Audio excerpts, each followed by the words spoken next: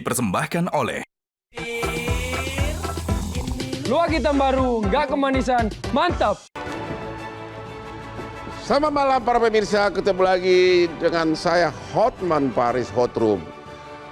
Masyarakat Indonesia khususnya generasi Gen Z, apalagi ciwi-ciwi cantik yang suka menghisap vape dengan digantung di lehernya semakin seksi. Namun apakah itu bakal berlanjut karena Badan Narkotika Nasional BNN kayaknya bikin ulah nih, mengusulkan kepada Komisi 3 DPR untuk melarang vape diedarkan di seluruh Indonesia. Alasannya mengandung narkoba atau liquid yang membahayakan kesehatan. Apa dasar BNN untuk mengusulkan larangan tersebut? Apakah ada penelitian ilmiah? Apakah ada contoh kasus?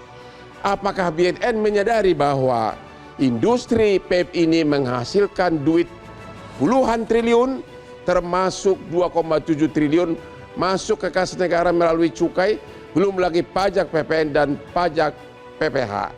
Ada apa BNN ini? Memang serius atau bagaimana? Inilah Hotroom, vape dilarang atau dibiarkan.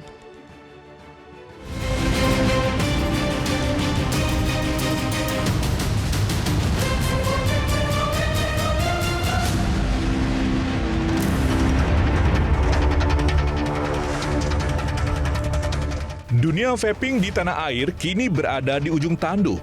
Kepala Badan Narkotika Nasional, Komjen Pol Suyudi Aryoseto, secara resmi mengusulkan pelarangan total terhadap peredaran rokok elektrik atau vape di Indonesia. Agar pelarangan vape dapat diterapkan di Indonesia.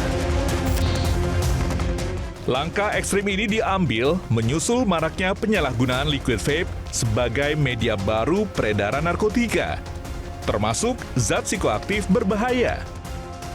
Kepala BNN Suyudi Aryoseto mengatakan, berdasarkan hasil pengujian laboratorium terhadap ratusan sampel liquid vape dari berbagai wilayah, ditemukan fakta yang mengejutkan bahwa dalam cairan atau liquid vape yang beredar di masyarakat terdapat kandungan narkotika hingga obat bius.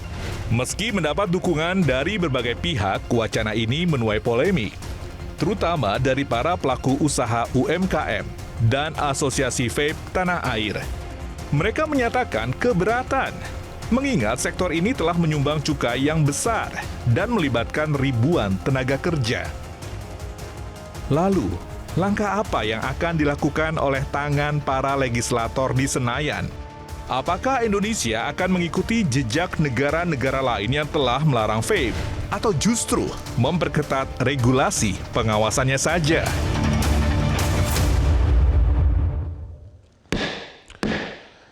Halo para pemirsa, terutama pekerja keras. Kemarin saya sidang tindak pidana korupsi sampai jam 12 malam.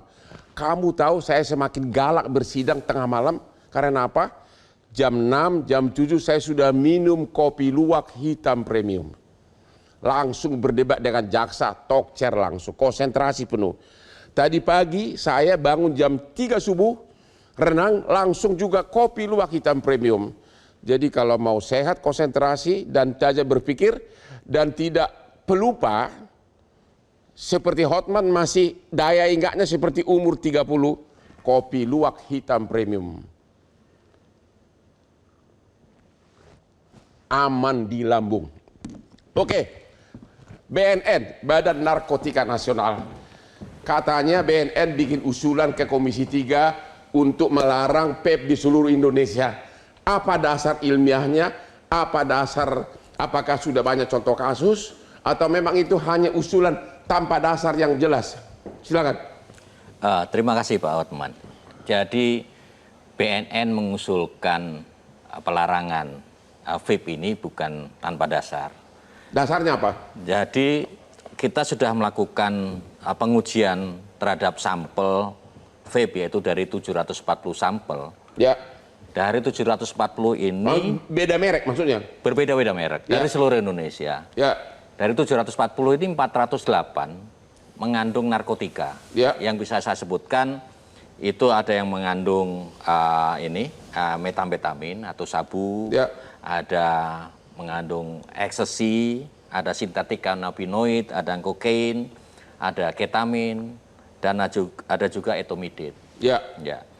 Terus kemudian kita juga melihat bahwa lebih dari 50% tadi Ya. dari 408 ini mengandung etomidate dari total sampel. Dan etomidate sekarang sudah menjadi narkotika golongan 2. Ya. Jadi berdasarkan Peraturan Menteri Kesehatan Nomor 15 Tahun 2025. Ya. Dari dasar itulah kita mengajukan untuk melakukan pelarangan terhadap vape. Karena vape yang tadi separuh saja dari hasil penelitian mengandung narkotika, Ya. ada juga vape yang normal itu mengandung zat-zat yang sifatnya karsinogenik.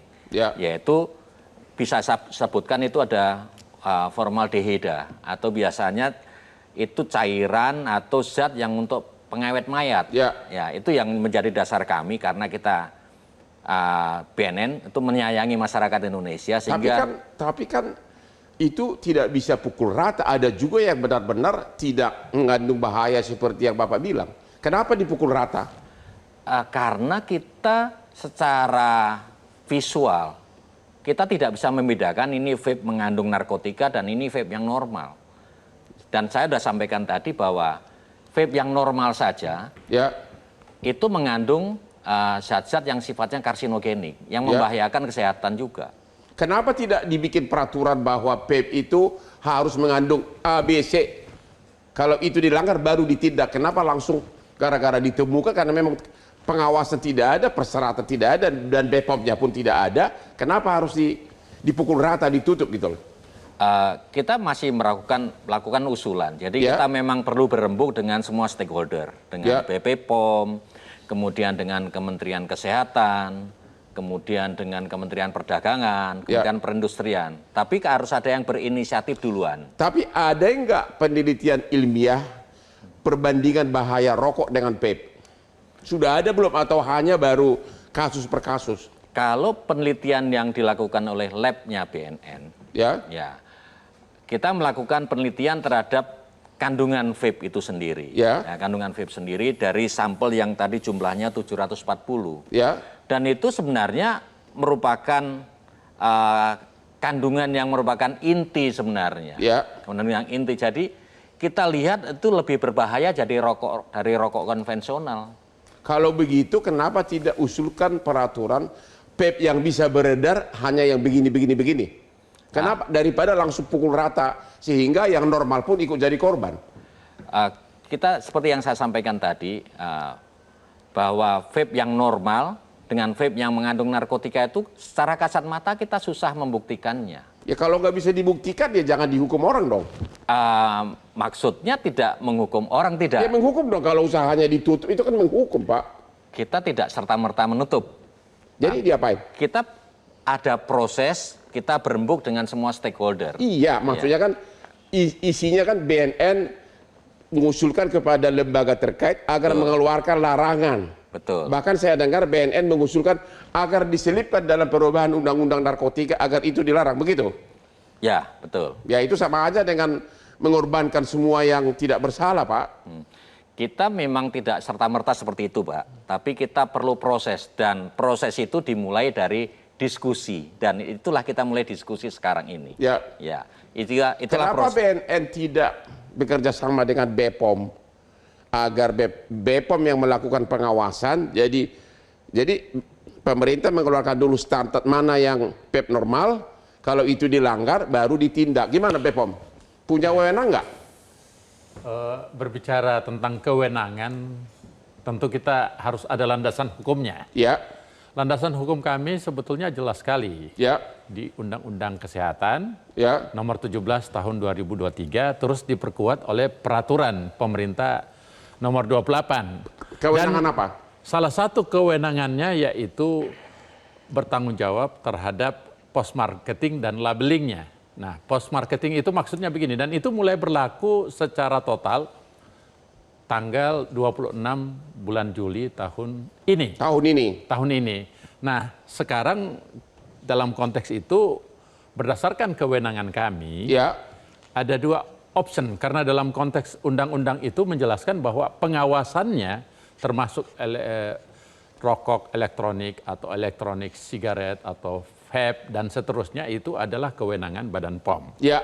Nah, berdasarkan undang-undang dan aturan itu, maka kita bisa buat turunan aturannya. Mana yang normal, mana yang dilarang. Mana yang normal, mana yang dilarang. Kapan itu dilakukan? Nah, tentu dari situ juga kita bisa punya hak memberlakukan undang-undang itu dalam hal penindakan pemberian sanksi. Jadi BPOM sebenarnya tidak setuju langsung dilarang begitu.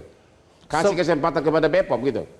Bukan itu maksud saya. Maksud saya seperti ini, bahwa Badan POM dan BNN ini sebetulnya adalah dua lembaga yang selalu bersinergi. Ya, BPOM kan, BNN kan sudah mau melarang. Ya. Padahal pengawasannya sebenarnya mungkin kurang. Kenapa nggak BPOM diaktifkan dulu mengawasi, Ya. baru yang salah ditindak. Kenapa pukul rata gitu kami loh? masuk ke situ, Badan POM sebetulnya sudah siap. Seluruh Sudah siap. unit pelaksana teknis kita dari Sabang sampai Merauke yang jumlahnya ratusan itu Jadi kita siap. Untuk itu artinya sama aja Bapak mengatakan nggak usah dilarang dulu, biarkan dulu BPOM untuk melakukan tugasnya begitu. Nah, persoalan dilarang atau tidak, kita kembali pada satu hal.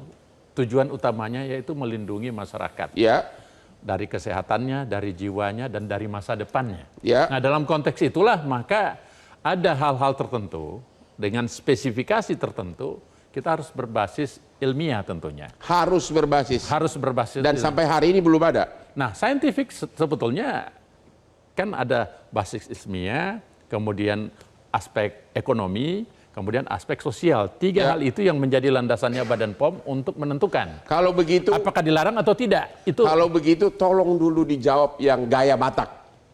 Gaya Batak tahu kan? Nah, Bapak setuju nggak sekarang ini dilarang PEP atau tidak? Atau belum waktunya? BPOM nih loh. intinya sebetulnya Ini BPOM dulu loh. ya dari segi tertentu berdasarkan basis ilmiah dan sebagainya sebetulnya kan masih terbagi. Oleh karena itu perlu dipastikan dulu Perlu dipastikan dulu. mana yang betul-betul berbahaya itu yang Artinya dilarang. jangan larang dulu begitu. Oke, kemudian kita ketemu lagi di Hot Room. Jelajahi cara baru mendapatkan informasi. Download Metro TV Extend sekarang.